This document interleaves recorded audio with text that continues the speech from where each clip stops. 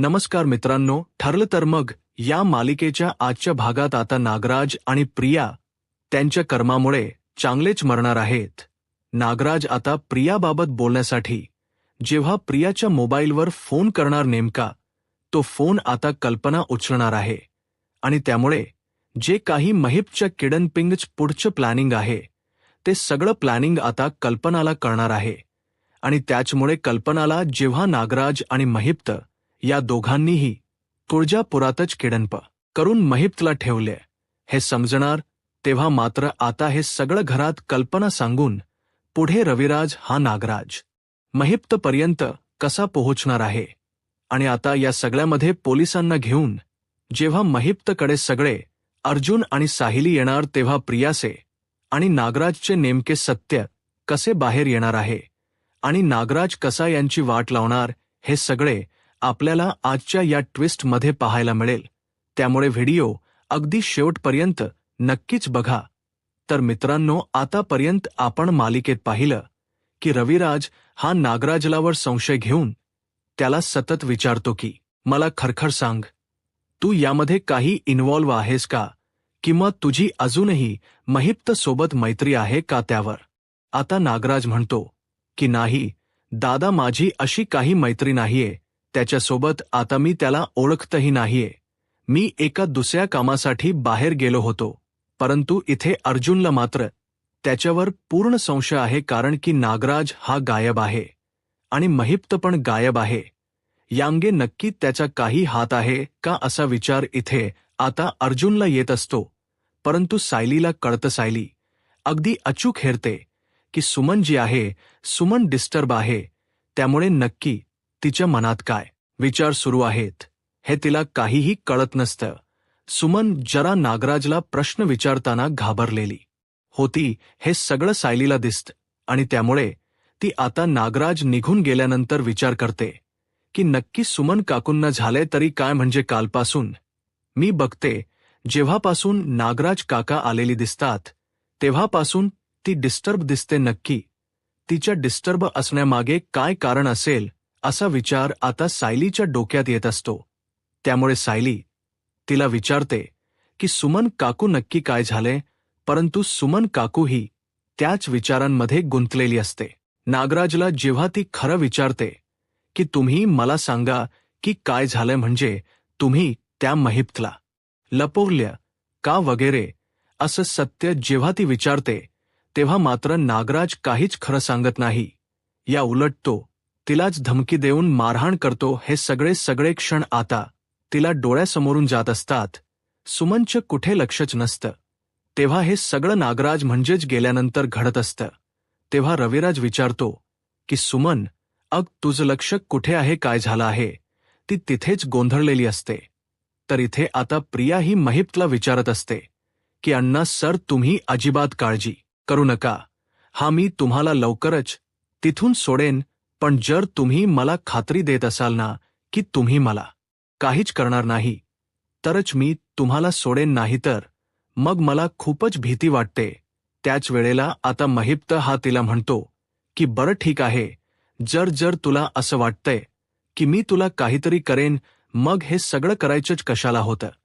त्यावेळेला आता असं म्हटल्याबरोबर ती म्हणते की हे बघा अण्णा सर, माझा नाईलाज झाला. मी तुम्हाला सांगते ना, माझं खरंच नाही इलाज झाला. हे सगळं जे काही घडलं ना ते फक्त आणि फक्त त्या नागराज काकांमुळे घडलंय. त्यांनीच केलं. तुम्हाला माहिती आहे ना. आता मुद्दामस्ती नागराजच नाव पुढे घेऊन बोलत असते. त्यावेळेला हे सगळं बोलत असताना खरंतर महिप्त हा शांत असतो आणि प्रिया मात्र तिथून गपचूप निघून गेलेली असते. कारण तिला माहीत असतं की महिप्त हा तिला काही सोडणार नाहीये. तो तिथे असलेला बरा आहे. तिला वाटत जेव्हा सगळे जण प्रश्न विचारतात तेव्हा ती घाबरलेली असते की नागराजने तिला सांगितलेलं सर की तू काही सांगायचं नाही तर तुझं काही खरं नाही. त्यामुळे ती गप्प असते. परंतु त्यावेळेला सायली ही रविराजला सांगते की नक्कीच काहीतरी असं कारण आहे ना जे आपल्यापासून सुमन काकू लपवते. म्हणजे नक्की काय घडलं नाही ती आपल्यापासून लपवते हे निश्चित. ती खरं काही सांगायला बघत नाही आता. त्यावर अर्जुन म्हणतो की आता तिच्या मनात कसं आहे हे तर आपण ओळखू नाही शकत, कारण की ती आपल्याला खरं काय सत्य आहे ते सांगायलाच तयार नाहीये. अर्जुन म्हणतो की आपल्याला एका वेगळ्या पद्धतीने ही केस बघितली पाहिजे. म्हणजे मला असं वाटतं की आपण नागराज काकावरती वॉच ठेवलं पाहिजे. म्हणजे कसं आहे ना, जर काही असेल तर ती आपल्याला नक्की सांगेल. त्याच वेळेला सुमन आता विचार करते की काय करू, मी सांगू की नको सांगू, आणि जर सांगितलं तर हे माझे हाल अगदी कुत्र्यासारखे करतील, कदाचित मला सोडूनही देतील. माझा संसार वाचवायचा असेल तर मला तोंड बंदच ठेवावं लागेल. पण जर हे कसं घडेल बर, यांनी जर त्यांचा पाठलाग केला तर तेच बरं राहील असं बोलून ती तोंड बंद ठेवते. तर इथे आता नागराज हा विचार करत असतो की चला आता घराबाहेर पडलोच आहे तर प्रियाला एक फोन करून घेऊया. म्हणजे त्याचा फोन हा बघतो तर प्रियाचे खूप सारे मिस कॉल्स पडलेले असतात. तर इथे प्रियाचं आणि अश्विनच वाजलेलं असतं. म्हणजेच अश्विन हा प्रियावर भरपूर चिडलेला असतो. प्रियाचे सारखे फोन सुरू असतात, म्हणजे ती अश्विनच्या बोलण्याकडे जराही लक्ष देत नसते. त्यामुळे त्या दोघांमध्ये वाद होतात. तेव्हा अश्विन तिला म्हणतो की हल्ली तुझं चाललंय काय तन्वी, म्हणजे मी हल्ली बघतोय की तू सारखीच फोनवर असतेस, नक्की असं काय करतेस, मला जरा कळेल का की तू अशी का वागते. त्यावेळेला आता लगेचच प्रिया म्हणते की हे बघ अश्विन, अरे माझं काहीतरी काम असू शकतं ना, म्हणूनच मी बोलते. त्यावर अश्विन म्हणतो की हे बघ, तू मैत्रिणीकडून आलीस तेव्हापासून मला आठवत नाहीये की आपण दोघंही बसून छान असा गप्पा मारल्यात किंवा काही बोललोय. तू मला काही शेअर केले नाही की तिथे काय घडलं काय नाही. तू इतक्या लांब गेली होतीस परंतु तरीही मला काहीच तू खरं सांगितलं नाही. नक्की काय झालं हे काहीच बोलली नाहीयस तू त्यावेळेला. मग आता ती म्हणते की हे बघ, अरे अश्विन इतकं काय बोलण्याची गरज आहे, लग्न होतं, लग्न पार पडलं आणि इथे आले मी, मग त्यामध्ये असं नवीन काय आहे मला समजत नाहीये. असं म्हटल्याबरोबर इथे आता अश्विन म्हणतो की अच्छा, मला ना कळत नाहीये तन्वी, तू नक्कीच ना काहीतरी गोष्ट माझ्यापासून लपवते. असं काहीतरी आहे जे तू मला सांगत नाही, आणि जोवर तुम्हाला सांगत नाही ना तोपर्यंत मी काही तुझा बाबा आता ऐकणार नाही. आणि या सगळ्या गडबडीमध्ये आता अश्विनचे आणि तिच्या भांडणामध्ये तिचा फोन हा ती खालीच विसरून आलेली असते. म्हणजे तिथेच खाली तिने तो फोन ठेवलेला असतो आणि मग ती त्याच विचारांमध्ये असते. आता जर फोन घेतला तर अश्विन पुन्हा काहीतरी संशय काढेल आणि माझा फोन चेक करेल. त्यापेक्षा हा फोन इथेच ठेवावा, नाही तर खूप मोठा प्रॉब्लेम होऊ शकतो असा विचार तिच्या डोक्यात येत असतो. तर इथे आता अश्विन म्हणतो की तन्वी, हे बघ, मला एक गोष्ट नक्की सांग, म्हणजे काही प्रॉब्लेम आहे का, आणि जर काही प्रॉब्लेम असेल तर मला नक्की सांग, मी तो नक्की सॉल्व्ह करण्याचा प्रयत्न करेन.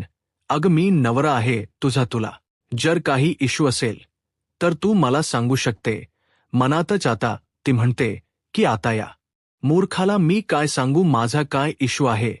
हा महिप्त शिकरीला किडनप केले आणि तो मला मारण्यावर टपलाय. आता हे या माणसाला मी सांगू तरी काय. तर तो म्हणती त्याला ती म्हणते की नाही रे अश्विन, जर काही असं असतं तर मग मी तुला सांगितलं नसतं का, मी तुला नक्की सांगेन, अजिबात काळजी करू नकोस. हे बघ, किती काही असलं ना तरीही आपण एकत्र आहोत की नाही. आता ती पण त्याला अगदी चुना लावण्याचं काम करत असते. तो म्हणतो की बरं ठीक आहे, तुला जेव्हा वाटेल ना तेव्हा तू मला सांग, ठीक आहे, अजिबात काही काळजी करू नकोस. आणि हो, हे जे असं वागणं आहे ना, प्लीज तुझ्या चेंज कर. तुझी हल्ली ना तन्वी अलीकडे चिडचिड खूप जास्त वाढली आहे आणि ती सगळी चिडचिड तू माझ्यावर काढतेस. मला मान्य आहे, जेव्हा सगळे तुला टॉर्चर करायचे तेव्हा तू चिडायची, ते ठीक होतं, परंतु आता तर तुझ्याशी कोणीच काही बोलायला येत नाही किंवा तू देखील त्यांच्या वाटेला जात नाही. मग नक्की तुला प्रश्न काय पडतो तेच मला कळत नाही.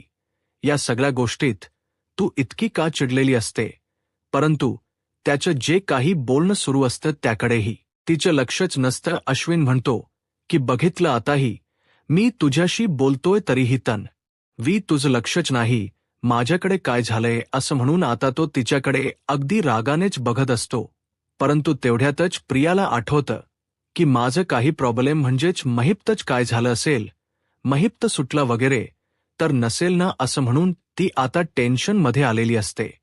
तर इथे प्रिया विचार करते की आपण नागराज काकांना किती सारे कॉल लावले, परंतु त्यांनी कॉल उचलला नाही. नक्की काय झालं असेल, महिपच्या तावडीत वगैरे सापडले असतील की काय असा प्रश्न प्रियाला पडलेला असतो आणि ती खूपच घाबरलेली असते. तर आता जेव्हा नागराज बाहेर येतो तेव्हा नागराज हा फोन करत असतो आणि म्हणतो की ही तन्वी आहे तरी कुठे किती वेळ झाला हिला फोन करतोय, ही फोन पण उचलत नाहीये. जेव्हा हिने फोन केला तेव्हा मी घरात होतो, आता मी घराच्या बाहेर पडलोय तर ही फोन उचलत नाही. नक्की काय गडबड आहे, ही गेली आहे का त्या महिप्तकडे की काही गडबड झाली आहे असा प्रश्न नागराजला पडतो आणि तो खूपच आता टेन्शनमध्ये असतो. त्यामुळे काय करायचं हे त्याला काहीही कळत नसतं. तर इथे आता सायली आणि अस्मिता दोघीजणी किचनमध्ये असतात.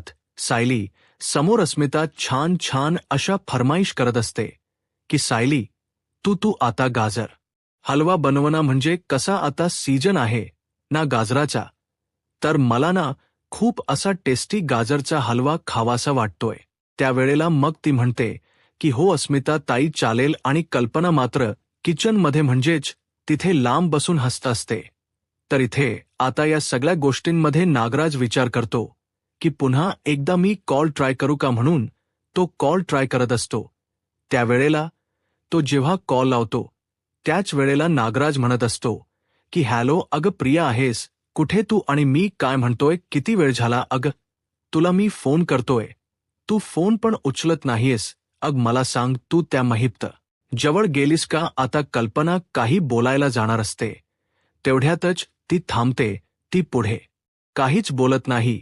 मग नागराज म्हणतो की अगं बोल ना, काय झालं, तू अशी गप्प का बसली.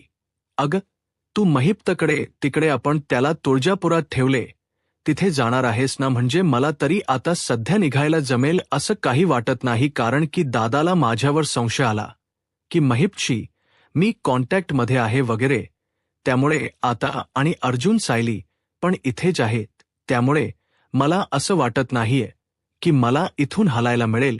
त्यामुळे तू काहीतरी कर आता. चालेल ठीक आहे, आणि लक्ष ठेव त्याच्यावरती, त्याला कुठेही जाऊन देता काम नाही, तर तू जर त्याला सोडलं तर आपण मेलो म्हणून समजायचं असं सगळं आता तो बोलतो. त्यावेळेला मात्र कल्पनाला धक्काच बसतो.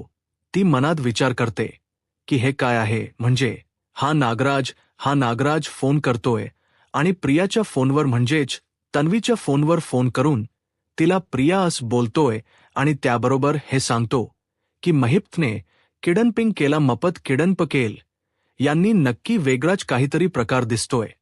त्यावेळेला ती समोरून काहीच बोलत नाही, फोन कट करते. नागराज विचार करतो की काय झालं असेल, तिच्या फोन हिला आवाज येत नाही का, रेंज प्रॉब्लेम असेल का, नक्की काय हे पण ही सांगायला बघत नाही. नागराज म्हणतो की ठीक आहे, आता मी पुन्हा फोन करत नाही.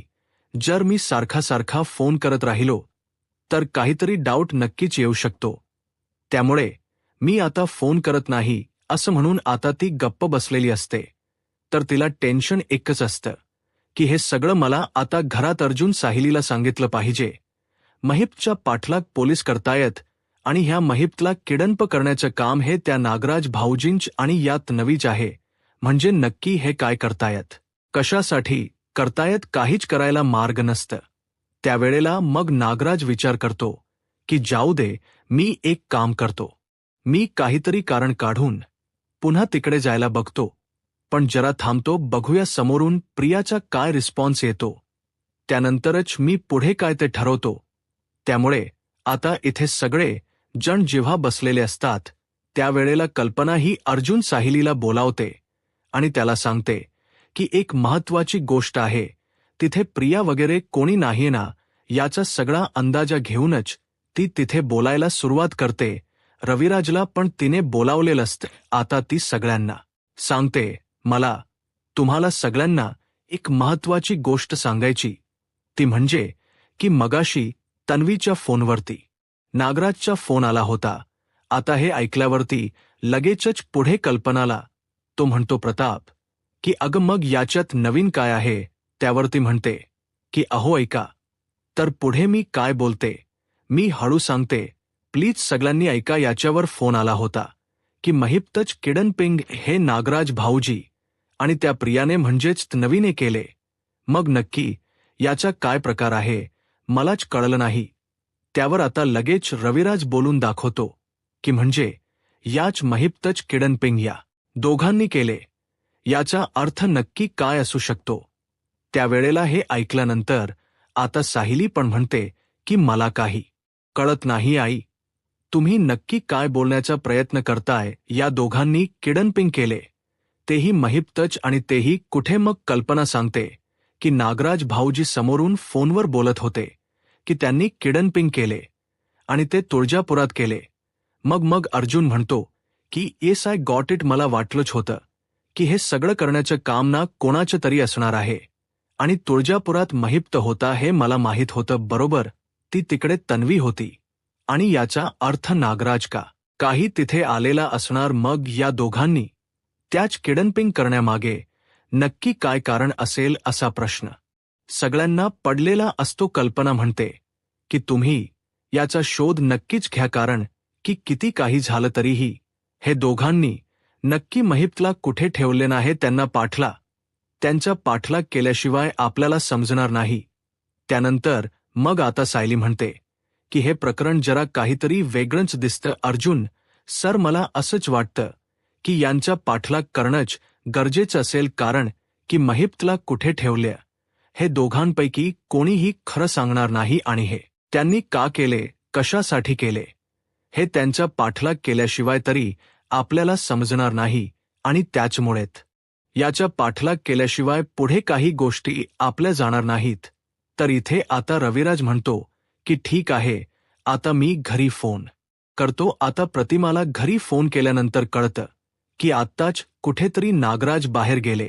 आता नागराज आताच बाहेर पडला, याचा अर्थ तो महिप्तला तर भेटायला गेला नसेल असा प्रश्न त्यांना पडलेला असतो. त्याच वेळेला मग आता घरातून बाहेर पडल्यानंतर नागराज हा गाडी घेऊन सुभेदारांच्या बंगल्याच्या बाहेर येतो.